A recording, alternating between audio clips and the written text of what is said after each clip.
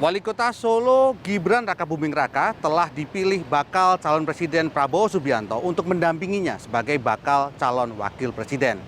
Kurang dari sebulan sebelumnya dalam akun Instagram resminya, Mas Wali menyampaikan 17 titik prioritas pembangunan pemerintah Kota Solo.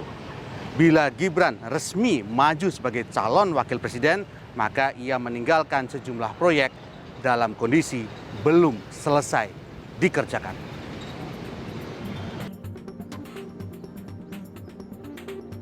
17 titik prioritas pembangunan itu antara lain berupa pembangunan masjid, Islamic Center, museum, pembangkit listrik tenaga sampah, jalan layang kereta api, dan pembangunan shelter UMKM.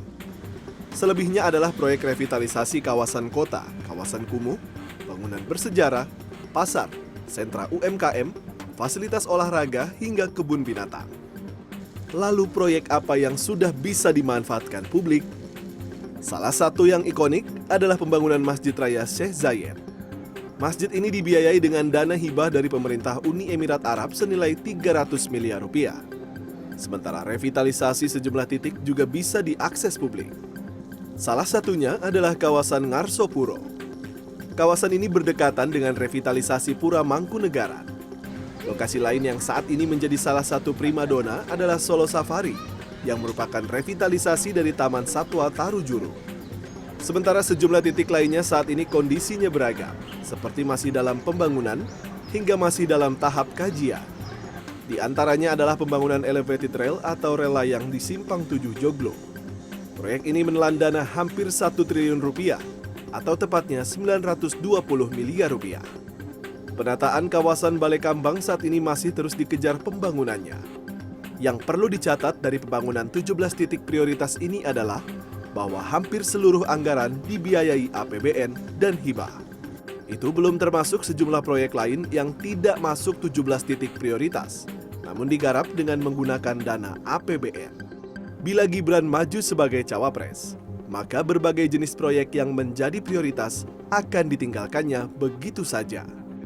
Artinya tanggung jawabnya dipanggul Pemkot Solo serta wali kota selanjutnya.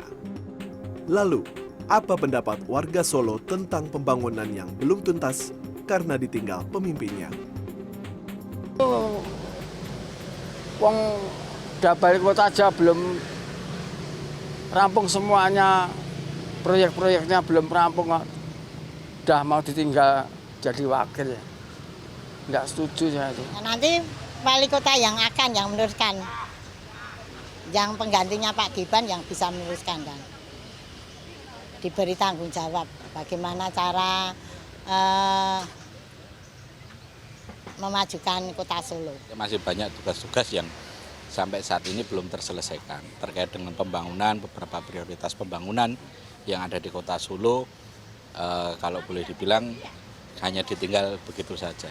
Tetapi kalau memang itu sudah menjadi jalan politik, bagi saya ya semoga sukses.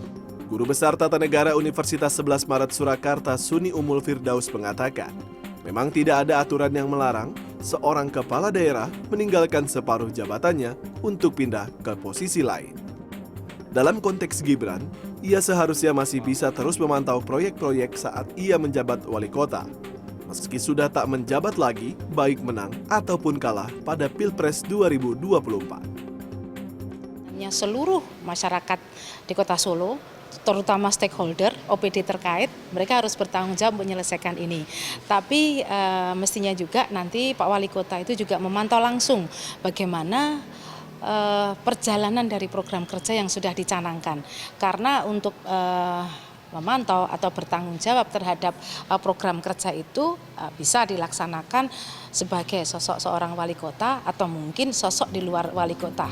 Dalam sejumlah kesempatan, Gibran Rakabuming Raka menyebut kalau seluruh proyek prioritasnya akan terus berlanjut meski ia tak lagi menjabat sebagai wali kota. Seorang pejabat publik sah-sah saja mengejar karir politik untuk menempati posisi yang lebih tinggi. Namun jangan sampai hal ini justru membuat warga masyarakat tersandera, karena warga masyarakat adalah para pembayar pajak. Hendrawan Setiawan, Fajar Indrajaya, Solo, Jawa Tengah.